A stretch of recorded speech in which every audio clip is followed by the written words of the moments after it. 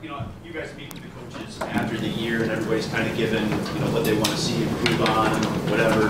What was maybe the one or two things that you kind of look back at your game and wanted to improve this offseason or change or, work on? For me personally, I think it kind of comes down to, if we're talking more technically, probably using my hands better. I think I had a couple too many penalties, which were a problem for me. I didn't particularly like that very much, and I think that myself and I think our group in general made a lot of strides this year. Did a lot better in the run game, and I think that overall we did a pretty good job in pass protection. So there's a lot of positives to build off of, but I would say that's probably one thing that I would want to work on this year. Graham, you've got a change in coordinators this year. Just from what you talked about or know, what sort of impact do you think that's going to make on your unit, your offense, your unit, and then you individually? I really can't touch on that very much because I haven't really talked to him that much. We've maybe talked for about like 5 to 10 minutes, and as far as I can tell, he seems like a really good guy, really genuine person. And I think that we're going to have a good unit this fall. We all know that chemistry is so important to an offensive line success. Just, I guess, the challenges of TJ's absence and building chemistry with somebody new to your other shoulder. I'm sorry, what was the question? Just what are the challenges of TJ, his departure, and building chemistry with someone new on your shoulder? That's fair. It happens, and last year it seemed to happen right in the middle of the year, just building chemistry with guys on the fly. And I think that, if anything, this will be a little bit easier in the sense that you'll be able to be with that guy and maybe like that guy or a group of guys for 4 or 5 months before we go out there for our first game. So I think that will be good for our offensive line. You seem to have made seem to be on a nice little rise as a player. Starting from your rookie year to where you've gotten to now. What do you like most about where you've gone?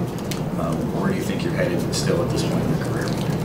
All right. Well, I think that I like it a lot. I think that it's particularly cool to look at it when you zoom out even farther to starting out as a walk-on in college and getting to where I'm at now. And I think that it hasn't come without a lot of hard work, and truly I think that if I want to get to where I want to be, it's still going to take a lot more hard work. So just coming in here every day and making sure that I improve is something that I'm really looking forward to, and just becoming a better player. Where is it that you want to be? It's every person's goal to be the best at their position, to be the best at whatever they do. I'm sure that you would like to be the best journalist that you could be. Am I correct? Sure. All right. So I would like to be the best center that I could be. Just do the best that I can. Is that easier now that you sort of have a position as your own? You know what you're playing going into the year, as opposed to playing some guard, some center, flipping a coin to see what you're doing. Yeah. I think it just kind of. Yeah, I could say that. I think that it's just. I think that just the overall experience of playing and getting those starts and the snaps under my belt has kind of been something that has been particularly good for just my development as a player. It seems like you're taking on more of a leadership role as well, being more vocal, and you're out here now. I think this is the first time you've been in front of us at the podium. How different is that for you now, just going into your third year, taking on more of a vocal leadership role?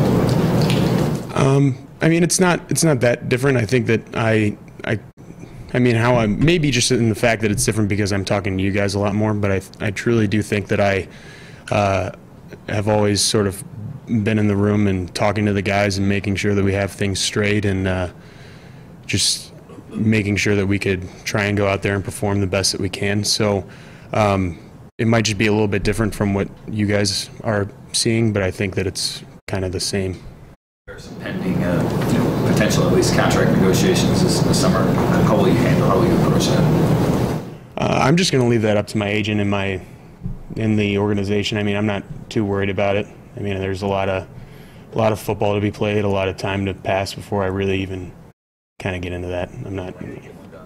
Is that any? It's really up to them. I'm just down. I'm just trying to play. Really. Graham, you talked about your experience now. You've played like 47 games now, maybe 40-some starts. How does that allow you to make adjustments that you have to make, whether words, you played against a lot of teams, a lot of schemes, and all that. How does that experience that you've gone through allow you to make any kind of adjustments you might have to make?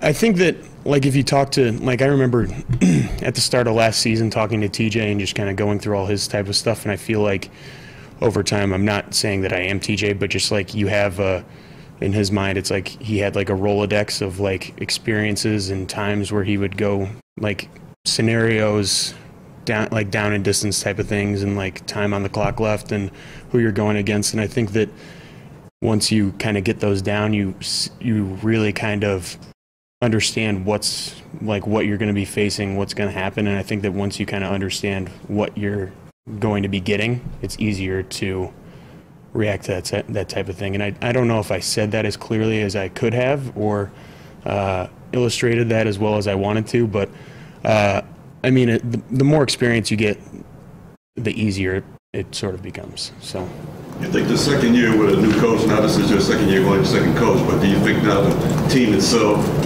is going to have a more smooth entry this year at the training camp than last year? Well, I think that there's really not a lot of gray area in that sort of situation. I think that the expectations are known, the expectations are set, and I think that it's up to us as players to meet those expectations and to take the coaching and make sure that we can kind of take the team to the next level. Matthew's obviously dealing with the situation with his wife right now. This is the time of year when you guys would be, coaches aren't allowed to work with you in terms of the offense, and so a lot of times you'd be out on the field after your workouts doing things. Who is filling that void, I guess, in terms of leading some of those workouts for you right now? I mean, I think that a lot of guys have kind of taken that role upon themselves. I mean, it's hard to replace Matthew in the sense of, I mean, it's really hard to kind of touch upon this situation. It's a really tough time for him and his family, and him and Kelly are extremely tough people, and this is something that is bigger than football. So it's just something that I feel like we're all taking upon ourselves to make sure that we are getting the team better. I'm sorry, I guess I didn't mean obviously replace his presence, but his kind of cook or somebody out there running drills with you guys on the side, outside of what you do formally at this time of year.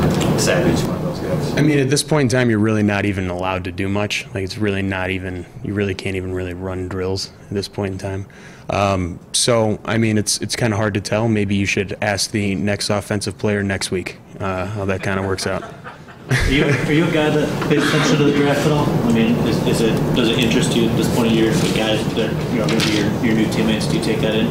I mean, I check up on it when it's all said and done. I mean, I usually just kind of like to see what's going on based upon like the guys that I maybe played with in college and how they're doing and where they're going. But I mean, it's definitely exciting to go and see guys that you're going to be working with for at least like the next year. So it's an exciting time. But as I said, though, I don't really pay too much attention to it. I just like to kind of check up on it when it's all said and done and see who's being added. You more for Graham? I already told you guys I have a tea time.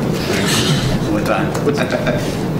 That's immaterial. Does it exist? It does exist. It does exist. But. Graham, the team signed C.J. Anderson. What are your impressions of blocking for a back like that, big physical style? I mean, as an offensive lineman, you love it. And there's as an offensive lineman, especially in the run game, it kind of comes down to moving a guy from point A to point B against his will, and I'm sure that that's probably one of the biggest cliches in the game.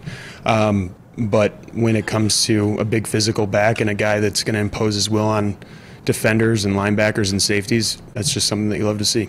One other thing, after I know you said it's a difficult time, but when was the last time you saw him, you talked to him, just communicated with him, I guess, about the whole situation? How is he doing? When like Kelly kind of posted about it on Instagram and you guys had picked it up and wrote about it, I sent him a text, and I recently talked to him about it, and he seems like he's doing well, and their family's really, I think their family is doing well. I mean, it's just it's a tough time for them, so I'm just trying not to, All right. Thanks, guys. Thank you, Graham. Thank you.